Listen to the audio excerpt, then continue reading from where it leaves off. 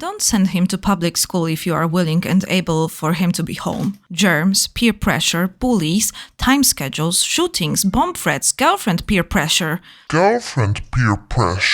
For a lot of us, school years were in some way, shape or form, well, traumatic. Not for me, of course. I was a fun, popular and well-adjusted kid. But for many, school was hard, especially for neurodivergent or highly sensitive kids. It is, after all, where we spend our most formative years, trying to find our identity while facing peer pressure, judgment, and societal expectations. The debate on how schools should be run as an institution is ever present in almost every country on the planet. No matter how well maintained or funded, it's a system that still needs a lot of improvements. At least that's what I think. Some would rather see it completely abolished. There's a new movement on the rise, a new wave of anti-science sentiment.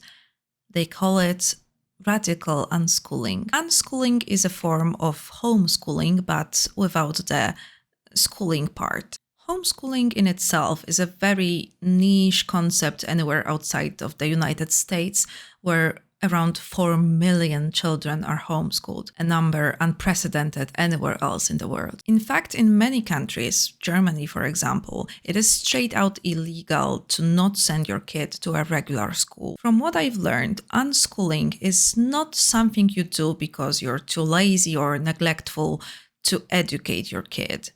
It's an ideologically based rejection of education as a concept. Radical unschoolers believe that any form of teaching that requires curriculums, systematic work, expectations, or rules is inherently bad because it requires forcing authority on a child. Proper learning, according to them, can only be initiated by a child's own interest. Children can only learn through their own experience, by playing, exploring the world, and asking questions. So no subjects, classroom desks, or books, unless the child specifically asks to read one. So there are some good intentions behind it, but also some absurd assumptions. Radical unschoolers will tell you that humans were not designed to learn on a strict schedule in a classroom. But I would argue that if humans were designed at all, it was just to reproduce and then die. But we still stubbornly keep trying to do something more with our lives. What I mean is, evolutionary psychology is bullshit. And just one more disclaimer before we dive into even more ridiculous claims. I know that it's very hard to be a parent.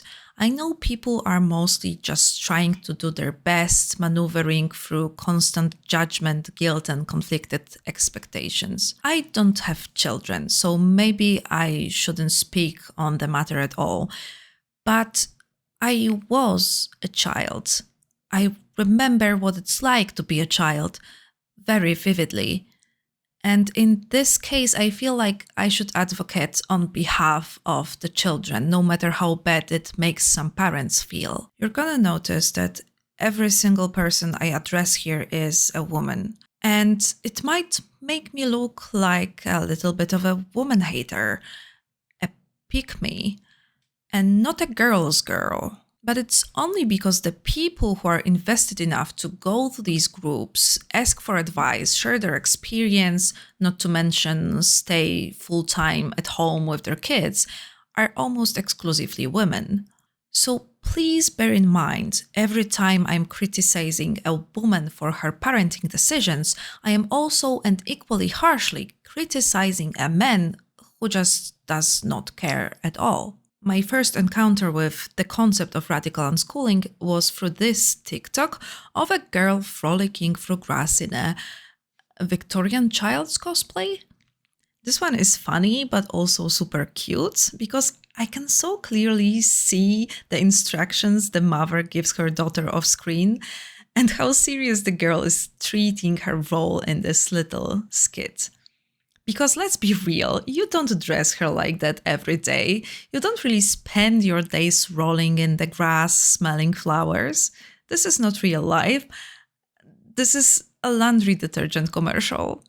I don't want to go to unschool, said no kid ever. Yeah, because it's not a real sentence. It doesn't make any sense. And call me an authoritarian freak, but I think children should learn at some point that you can't always do just what you want to do at the moment. I believe it's called a delayed gratification ability, and it appears to be pretty significant in child's development. Our society is obsessed with shoving pencils in little hands. Why does it sound so ominous? It's a pencil, not a knife. What's wrong with teaching children how to hold a pencil? That's so dramatic for no reason. These are all pretty vague statements. So let's hear something more concrete about what unschooling actually is. What are the lessons that you would want your child to take away from this life? I've asked this question to hundreds of parents. And without fail, when parents are given the freedom to say what they want their children to learn, it's not Algebra 2 or physics or chemistry or biology. It's not guitar or painting.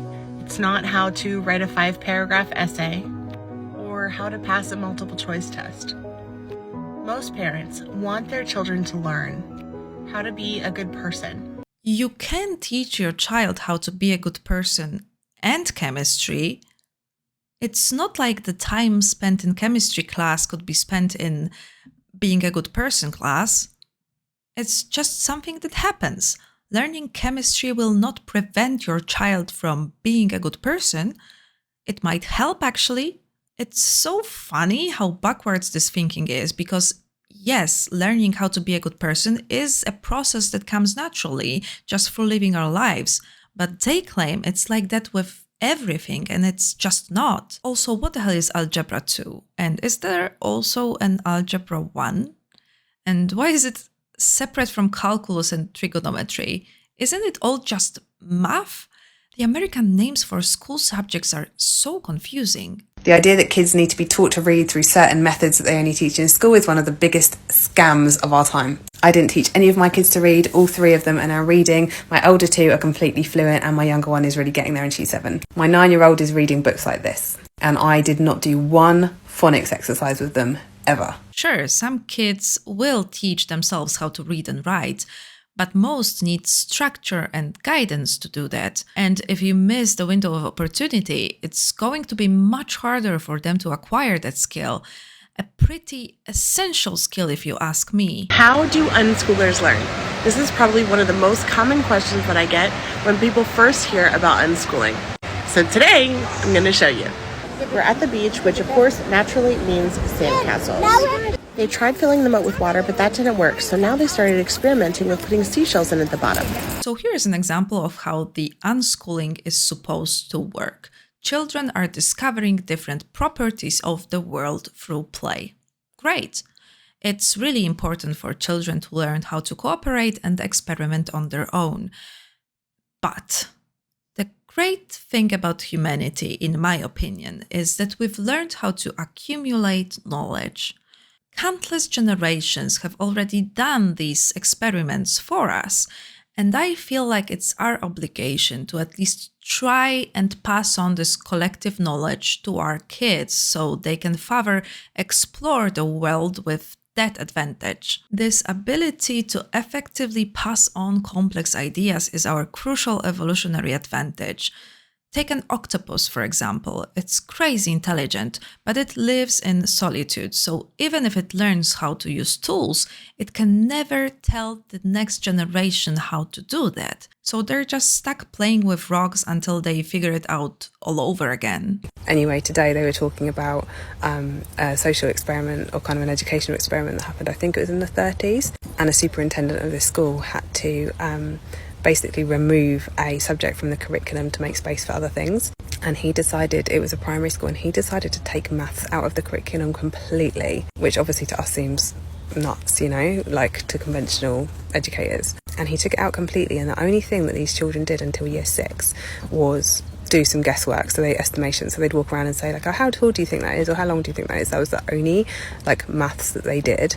in terms of separate to other subjects. And they tested these kids a few years later. Oh, by the way, this was in three of the poorest schools in the city. And they tested them years later and compared them to the affluent schools who'd been doing maths all the way through. And apart from simple calculations like 63 plus 23, apart from in that area, they scored equal in conceptual mathematics to these other richer schools that had been doing maths as a subject. So apparently not only reading and writing, but also math is something that children just absorb naturally. I tried to figure out what experiment she's referring to, and I think it's this Benazet Berman mathematics teaching experiment of the 1930s. When somebody refers to an experiment they've heard about, or a paper or a study, but they don't remember any details, I just know I'm gonna hear some lies. The Benazet Berman mathematics teaching experiment did not take out the math of the curriculum completely. Let's see. Students in Manchester, New Hampshire, were not subjected to arithmetic algorithms until grade 6. In earlier grades, they read, invented, and discussed stories and problems, estimated lengths, heights, and areas, and enjoyed finding and interpreting numbers relevant to their lives. In grade 6, with 4 months of formal training, they caught up to the regular students in algorithmic ability and were far ahead in general numeracy and in the verbal, semantic, and problem-solving skills they had practiced for the 5 years before. So the experiment simply showed the benefits of a more engaging approach to teaching maths on the early stages of education. But this approach still requires formal training. It has nothing to do with unschooling. The Benazet method is not just leaving kids to rediscover math on their own. A family member bought my kids flashcards for famous landmarks, Eiffel Tower, Easter Island, etc. My kids knew 80% of them. Even I was blown away. I asked, "How do you know those?" "Well, Paris is in the movie Ratatouille," and so on. We don't make a conscious effort to cover all the subjects. It's more like reflecting on our experiences, conversations, and activities and assigning them to the subjects we are legally required to cover. So I don't say we need to get some science in. I say we went to the Science Museum a few times. We learned about how important bees are by going to the Honey Festival and watching Bee Movie. Ratatouille and Bee Movie.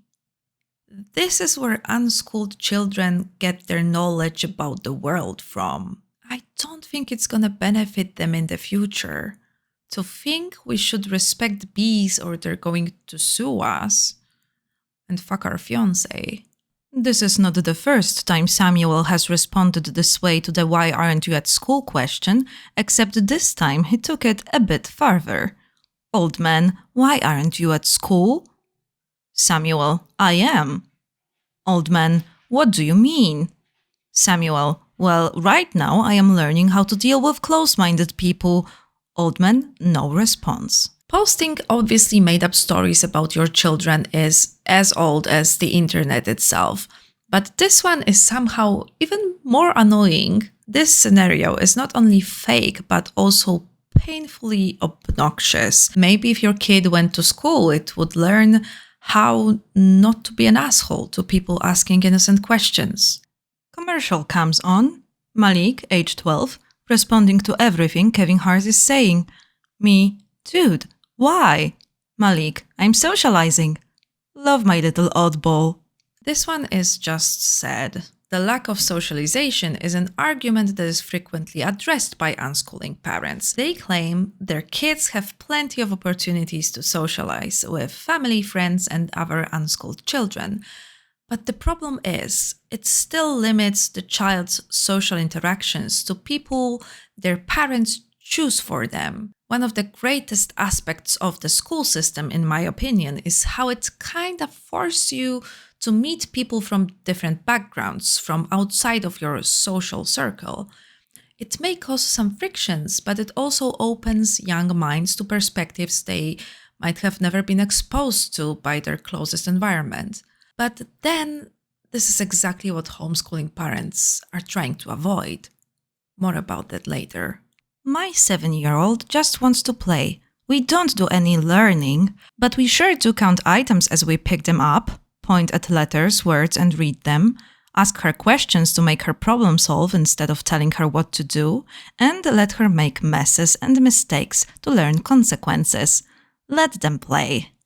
She doesn't read at her age level yet. You don't say. This is the part when we dig into the less glamorized side of unschooling. Through all those beautifully scripted TikToks, we can see the glimpses of reality. The reality of parents who pulled their kids out of school just to realize that they won't magically acquire literacy after a few years of playing with shells. My little lad is 10 and can only read basic words, but you have given me so many ideas on how to support him. Thank you so much. This. I teach music and kids and adults hate learning to read. A lot do anyway.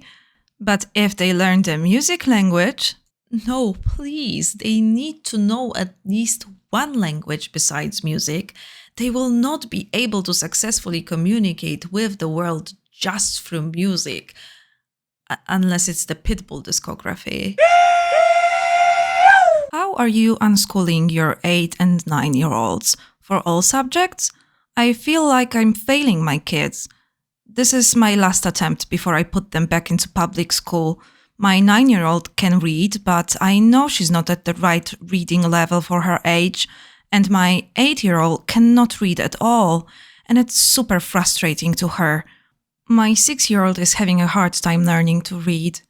Has anyone unschooled a child who organically learned to read or write on their own, like a child who naturally teaches themselves how to stand and walk? And at what age did this happen, please? My child is 8.5, and I recently went to a homeschool event where a reading tutor expressed her disappointment that I missed the window and now my child will struggle. I was under the impression that my child would naturally learn as her desire grew, as with all things in this human life, but would love some anecdotes to support us in this unschool journey. My daughter is 8.5 and cannot read. I was a nervous wreck about it, so I put her in a public school.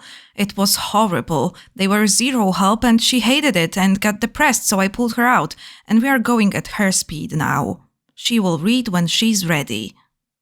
This is exactly what I was talking about earlier. Parents are being convinced reading and writing is just like walking or riding a bike. And then they are stressed about their children being illiterate, lacking one of the most crucial skills that lets them participate in society.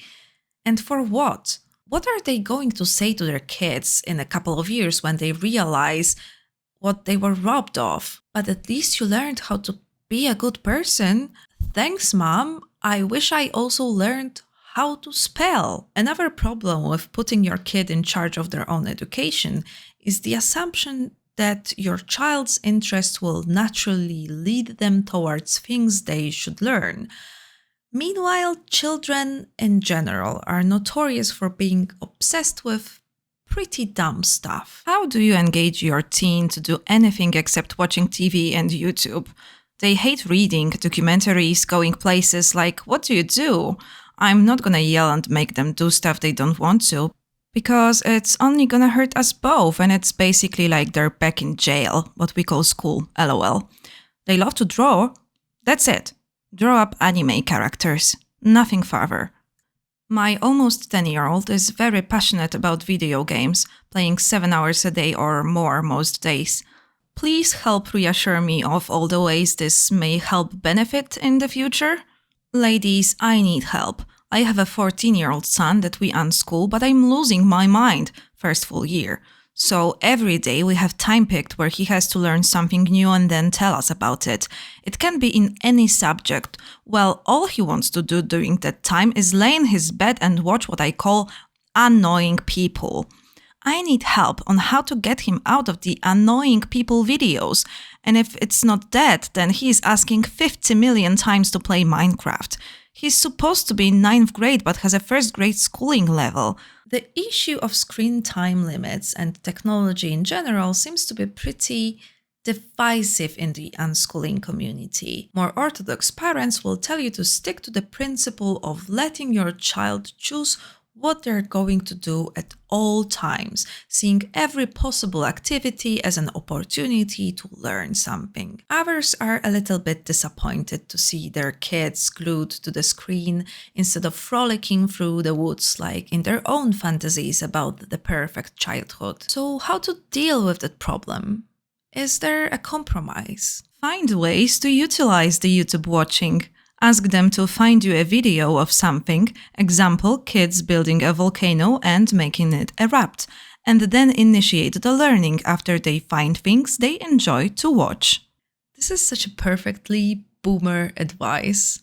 They won't be interested in a random educational video just because it's on YouTube. It's just like in the 90s when they thought kids are gonna buy anything as long as you can rap about it. The wacky weed, it is bad. Of this I know, believe your dad. Remember this, it's your decision, but marijuana can lead to prison. It's not the platform that those children crave, not the medium. It's the content. Have you really forgot what it's like to be a child? To be hyper-focused on a very specific toy, brand, or a person that all your friends are currently obsessed with? Also, what is it with American education and volcanoes? From all of the American movies and TV shows I consumed, and now from this post, all I know for sure about Americans is that in one point in life, they just have to make a paper-mache volcano and make it explode lava. It seems very important to them to teach their kids how volcanoes work. All they do is just build volcanoes and dissect frogs, from all I know. Edith, thank you so much for sharing this comment. You said that you felt really overwhelmed because you had your 9-year-old take a math assessment and some of the stuff she didn't know about. That led you to feel devastated, and then you replied in a second comment that you felt like you were behind. This idea and this concept of being behind is something that a lot of parents have a lot of fear and anxiety about. As a former public school teacher, I want you to know there is no way that your child will be able to learn everything that there is possible to learn in the world. And if your daughter took a math assessment and there was stuff on it that she didn't know, it doesn't mean that she's behind. But it means exactly that. Okay, so this specific math problem didn't show up in her life yet. You also haven't exposed her to it. Other kids' parents and teachers have. That means she doesn't know something that those kids do. It means she's behind them on that front. It's not always bad to be behind, but it's important to be honest with yourself and your child about how much there is to know. Because of this specific scenario that I keep seeing over and over again in unschooling Facebook groups. Hello, unschooling friends. I'm searching for support. My son has always struggled with school, and we've tried many variations. I've had to pull him out more than once and have successfully unschooled. We have a great relationship, and he's very focused and self-directed. I truly believed he wasn't going to return to school, but he surprised me in late September, saying he had thought a lot about it and wanted to return. I had to scramble to get him enrolled, and the school required a transcript, so I made one up. Now they are threatening to send him to the local alternative school for credit recovery if I don't provide proof of the curriculum I used and his homeschool records. He feels strongly that he doesn't want to go to the alternative school. In his words, he just wants to be a normal kid. As unschoolers, we didn't use a curriculum or keep records. He chose the subjects he wanted to study and worked independently mostly. He studied the stock market, crypto, goal setting, taxes, business law, dropshipping, social media, marketing, video editing, Spanish, nutrition, and more. We also traveled to Florida, Mexico, and Central America. Has anyone else ever faced this challenge? Any advice? Guidance? Hi, editing Kasia here. I need to interrupt because I completely forgot about this part. And I simply cannot gloss over the fact that this kid decided to learn stock market, crypto, drop shipping, and goal setting. Oh, and nutrition. Do you think they're going to be satisfied with this curriculum at the school he's applying to, or are they going to just send him with a bachelor's degree straight to the Alpha Bro University? So I pulled my boys out of school about a month after they started this year. I've been deschooling them pretty much the whole time. My 5th grader wants to go back to his private school starting tomorrow. My problem is, I feel like he's going to be so behind. It truly hurts me to see this. And I see this all the time while researching unschooling communities. Parents unroll their children from school, throw evil curriculums out the window, and in a few years, when those children want to go back to school to be with their peers, it turns out they can't. They're too far behind. They have to start all over again, which is unacceptable to their parents, too proud to admit they have failed. So they give in to the sunken cost fallacy and just keep unschooling until their children's opportunities shrink dramatically. Sometimes they try to remedy this, for example, by issuing their own diplomas to their children. I ordered a diploma online, and my husband made up transcripts for the 2 of ours that have graduated. They don't ask for any school info when we ordered the diploma, just school name, kid's name, teacher's name, type info. So what did you put for a school? I invented a school name. For our school, I just picked something I liked the sound of. You can do anything like Mountain View Academy, Mud Creek School, Learning Natural, etc. I'm not sure how does it work or how is it legal, but it seems at least some states allow homeschooling parents to issue their own homeschooling diplomas. From what I've learned on responsiblehomeschooling.org, in many cases, homeschooling parents issue their children diplomas they create themselves, often using a template they obtain online. In these cases, an individual homeschool functions as an independent educational institution, and the diploma serves as proof that a student has completed the course of study required by that institution, the institution being the parent. Most colleges, universities, and employers accept homeschool diplomas as proof of high school graduation. So most universities and employers will just assume you graduated high school just because your mom said so? And because she ordered a fancy print online that says so? This is so weird. I find it really hard to believe. But then again, it's the States. It's where the whole movement started, and sometimes it's painfully obvious why. Don't send him to public school if you are willing and able for him to be home. Stress, among other things, is not worth it. Germs, peer pressure, bullies, time schedules, shootings, bomb threats, girlfriend peer pressure. He has had the government out of his life so far. Keep it that way as long as you can. Shootings, bomb threats. Are they sending their kids to school or to war? Not to mention the scariest of them all, the girlfriend peer pressure. I can't believe she put it all in the same sentence. But on a serious note, there is something truly American about the whole idea of unschooling. Even on a judicial level, at least in some states. Did you know that in Michigan, for example, you can just stop sending your kids to school? Just like that. It's merely suggested that you notify the school first, but it's not required. As a homeschooling parent in Michigan, you don't have to submit any curriculum or student data to the MDE. You don't have to keep any records of the kids' progress. And any standardized testing is only an option. It's the unschooler's paradise. And of course, any legislative effort to regulate this is met with an outrage from parents who will not be told by the government what to teach their own children. For them, their kids are their property and nobody's business. This kind of hyper-individualism, combined with distrust for the institutions and ongoing crisis of authority, makes a perfect concoction that unschooling movement thrives on. No wonder it's so ideologically compatible with neoliberalism, anti-science, and New Age spirituality, because of course it is. Like in this TikTok where an unschooling mom explains how to use religious exemption loophole to save your kid from a hokey pokey. Are you surprised that unschooling parents are also anti-vaxxers? Because at this point you shouldn't be. Or this mom who explains how modern medicine is basically a hoax invented by Rockefeller to discredit homeopathy and natural herbs so he can sell you more pills. This mindset, operating on conspiracy theory logic, is why so many people today believe that schools were only invented to condition kids into being obedient factory workers. Spreading this misconception is actually a huge dishonor to the memory of Horace Mann, the father of what we consider to be the modern school system. And he did not advocate for the public school education on behalf of factory workers.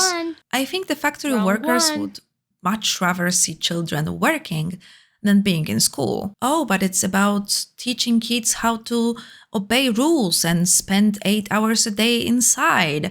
Yeah, you don't have to teach them that. All you have to do is create a system in which they starve if they don't. Horace Mann was a reformer, a philanthropist, and a slave abolitionist who grew up very poor and decided to make it his life mission to give every child an equal opportunity to learn, no matter their social class, background, or religion. He knew that to achieve that, education must be paid, controlled, and sustained by the public.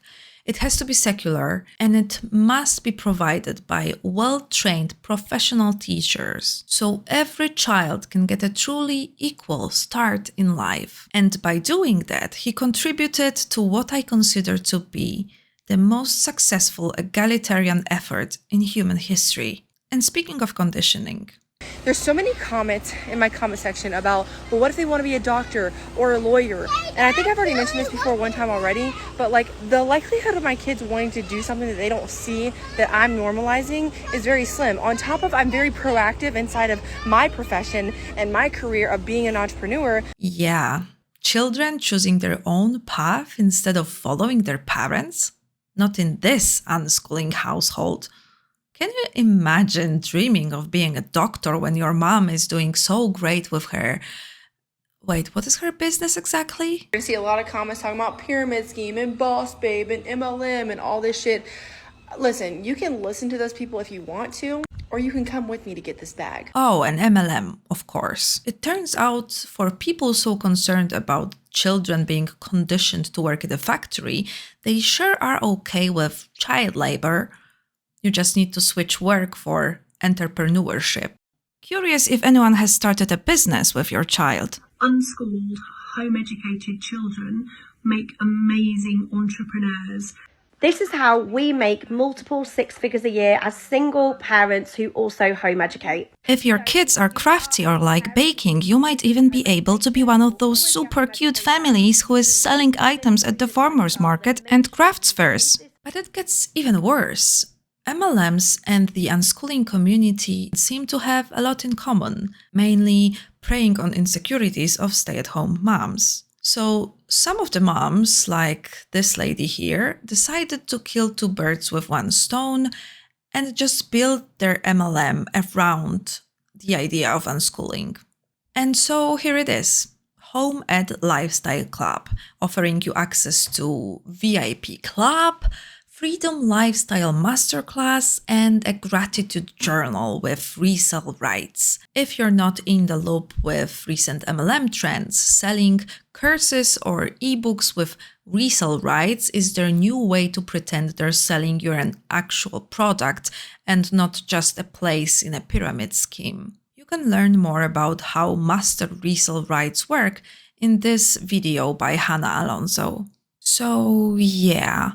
Imagine spending your childhood being forced to help your mom run her MLM business. Your life is basically screwed. You can try to start over at 18, but you live in the US, so college costs money. And if your parents had any money, it was all spent on essential oils and master resale rights long time ago. You can try to get a job, but it turns out that your high school diploma is actually a piece of paper that your mom bought online. So your options are limited. The only thing left to do is to repeat the cycle or to fight for some legislative control over people restricting their children's right to education. Good luck with that.